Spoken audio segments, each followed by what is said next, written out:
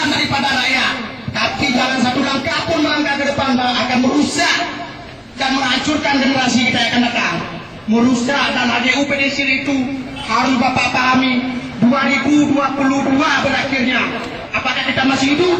Tidak, ayah-ayah. Dan yang sengsara itu adalah anak cucu kita nanti di sana. Apa kita biarkan? Teriak, turun boleh teriak. Turunkan Bupati di sini, hadirkan.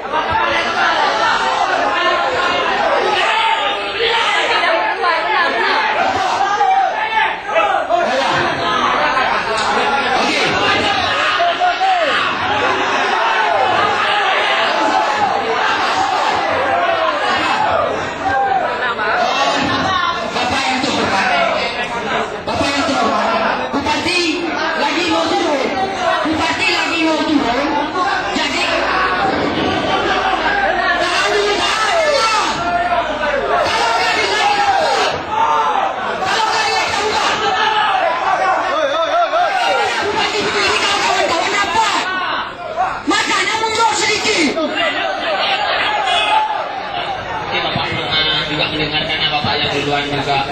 Nah, kalau bahasa Aceh kawai baju buah. Nah, kalau bahasa dari pepatah Arab menyatakan waktu itu adalah pedang, Pak. Awak arahkan waktu itu adalah pedang, Pak. Orang Cina wadena adalah peng. Jadi harapan uronyo Bapak Bupati, ayahanda kamu, harapan masyarakat uronyo adalah meninggalkan segala aktivitasnya untuk meleket harapan yang sangat mulia, Bapak Bos Haji. Nah, pada undang-undang yang disampaikan oleh kanda-kanda kamu, mungkin anak Aceh mendengar bukunya untuk pelinyung atau memang anak setuju ke Aceh Barat. Bapak telah menjadikan yaitu kota Tauhid Tasawuf.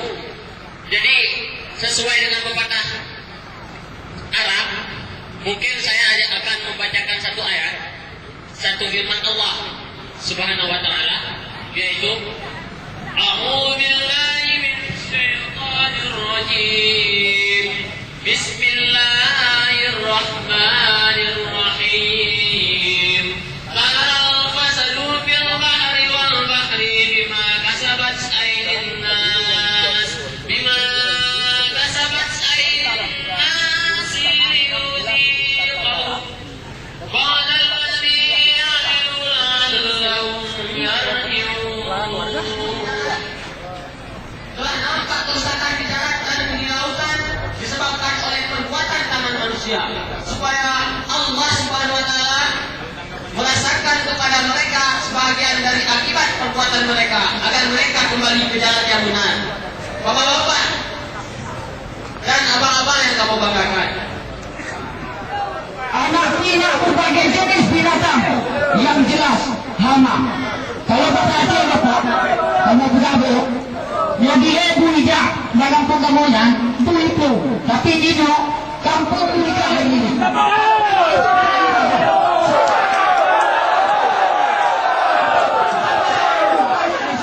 Dan kita tidak perlu lagi hidup bupati. Sepakat itu. Makanya indahkan apa yang jadi tuntutan.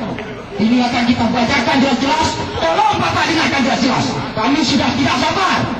Puluhan tahun sudah kami didengar tentang kebijakan nasional di bidang pertanahan.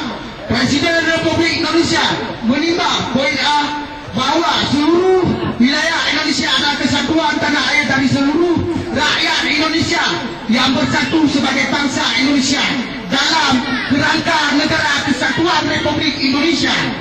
Poin B bahwa dalam kerangka pelaksanaan ke-8 Majelis Permusyawaratan Rakyat Republik Indonesia nomor 9 garing MPR garing 2001 tentang pembaruan agraria dan pengelolaan sumber